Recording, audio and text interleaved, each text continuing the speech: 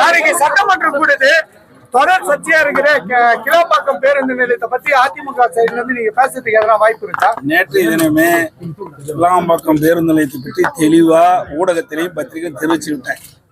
அனைத்து இந்திய அண்ணா திராவிட முன்னேற்ற கழக ஆட்சியில சென்னை மாநகரத்துல கோயம்பேட்டைங்கிற போக்குவரத்து நெரிசலை குறைப்பதற்கு தான் அந்த பேருந்து நிலையத்தை அமைப்பதற்காக நடவடிக்கை எடுத்து அந்த பணி துவங்கப்பட்டது.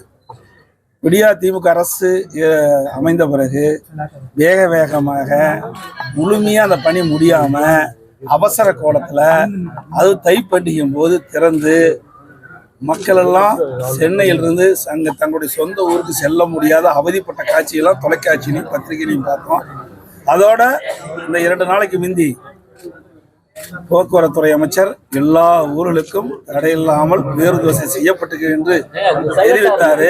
அதை கருத்தில் கொண்டு பயணிகள் எல்லாம் நம்பி கிளாம்பாக்கம் பேருந்து நிலையத்தில் சென்று பேருந்து இல்லாம அந்த பேருந்து நிலையத்திலே விடிய படுத்துறைய காட்சியெல்லாம் தொலைக்காட்சியில் பார்த்தோம். இதையெல்லாம் கண்டிச்சு நான் அறிக்கை விட்டுக்கிறேன்.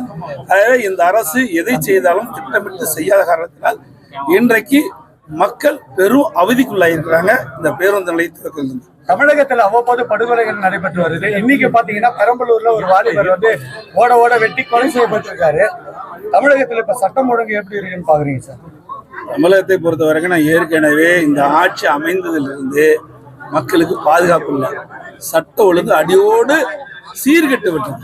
எங்கே பார்த்தாலும் கொலை, கொள்ளை, திருட்டு, வழிப்பறிவு, பாலியல் வன்கொடுமை இதுதான் தொடர்ந்து நடந்துட்டு இருக்குது. நேற்றைக்கு முன்தினம் நினைக்கிறேன் எங்களுடைய உதவியாளர் வீட்டில் 6 மர்ம நபர் உள்ளே போந்தாங்க. நல்ல வேலைக்கு அது சிசிடிவி கேமரா இருந்து அதை தெரிஞ்சு நாயெல்லாம் குறைத்த காரணத்தினால சத்தம் போட்டதுனால ஓடிட்டாங்க. அது இப்படி எங்கே பார்த்தாலும் கொலை நடக்க நாளே கிடையாது. பத்திரிகையில் ஊடகத்திலையும் வருகிற செய்தி இதுதான் அதிகமாக இருக்குது. இந்த அரசுக்கு எவ்வளோ முறை சட்டமன்றத்திலையும் பேசினேன், அறிக்கையின் வாயிலாக தெரிவித்தேன், ஊடகத்தின் வாயிலாக தெரிவித்தேன். ஆனால் சட்ட ஒழுங்கு அடியோடு சீர்குலைஞ்சு போச்சு. இதற்கு காரணம் இன்றைக்கு தமிழகத்தில் போதைப்பொருள் அமோகமாக விற்பனையாகுது.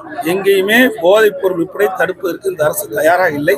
அதனால கஞ்சா போதையில் இருக்கின்ற ஆசாமிகள் இப்படிப்பட்ட நிகழ்வில் ஏற்படுத்தி சட்ட ஒழுங்கை சீர்குலைக்கின்றார்கள். ஆகவே இதையெல்லாம் வன்மையாக கண்டிக்கிறோம். இனியாவது இந்த அரசு வேகமாக துரிதமாக செயல்பட்டு போதைப் பொருளை கட்டுப்படுத்த வேண்டும். அதே போல பாஜக கூட்டணி முறிவு செய்திகளை உடனுக்குடனும் துல்லியமாகவும் தெரிந்து கொள்ள சப்ஸ்கிரைப் பண்ணுங்க.